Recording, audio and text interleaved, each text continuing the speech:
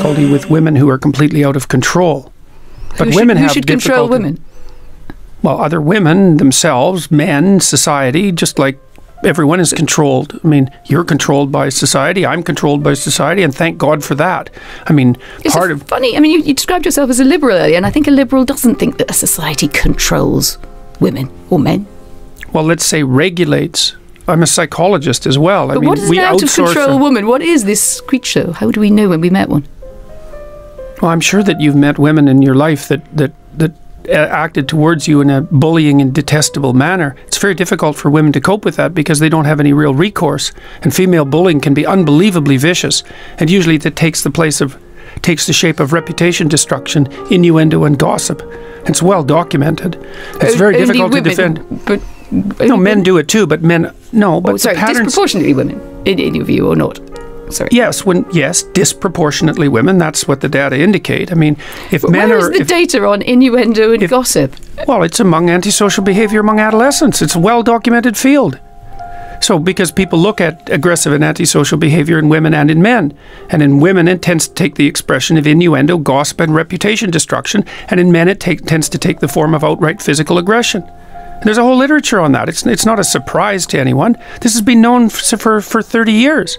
I mean, the rates of antisocial... I think the idea of the female gossip probably predates 30 years. Well, it does. By a long time, but that doesn't... doesn't make it gospel, but really, people does it? No, it doesn't. But people have looked at how women express... Look, women have to express aggression somehow unless you're willing to say that they're not aggressive. They tend not to do it physically.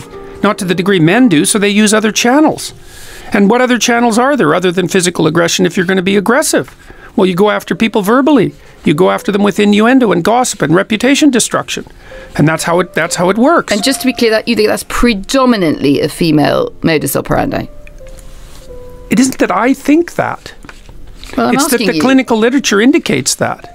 It isn't that I think it. Well, I'm not interviewing the clinical literature. I'm interviewing you. What do you think? Well, I'm a psychologist and a scientist, and I tend to base my opinions on what I've read in the broad, relevant clinical literature. I'm not making this stuff up. I studied antisocial behavior for like 15 years. I'm actually quite an expert on it. Women manifest aggression towards themselves and to others, but they don't use lethal force. They don't use physical force the same way men do. So they have to do it some other way. Why do they have to do something some other way? Because you can people take your are aggressive. Hobbesian war against, so you're basically a Hobbesian. Life is war of all against all. Half and half. Half Hobbes, half Rousseau. That's why I'm not an ideologue. Because I don't think that people are good or evil. I think they're both. I don't think that culture is security or tyranny. I think it's both. And I don't think that nature is benevolence or catastrophe. I think it's both. And that's why I'm not an ideologue.